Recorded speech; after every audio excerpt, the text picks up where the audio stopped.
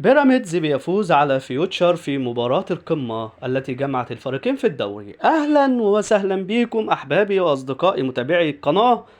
أتمنى لو أنت لسه جديد في القناة ما تنساش تشترك وكمان أيضا تفعل زر الجرس علشان تعرف كل الأخبار وكل الملخصات أول بأول هنا فقط على قناتكم المفضلة. يلا بينا نبدأ ملخصنا اليومي.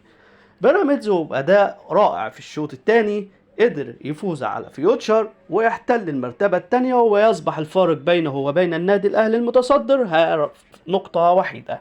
هدف المباراة أحرزه مصطفى فتحي بعد تمريرة أكثر من رائعة وتمريرة عالمية من وليد الكارتي النجم المغربي، ليسكنها مصطفى فتحي في شباك محمود عبد الرحيم جنش ليحقق بيراميدز 3 نقاط مهمين جدا ويحقق الفوز السابع على التوالي. برأيك مين هو نجم مباراة فيوتشر وبيراميدز؟ ما تنساش تكتب لنا مين هو نجم المباراة في كومنت، وكمان ايضا عشان تكسب معانا. يلا مستني.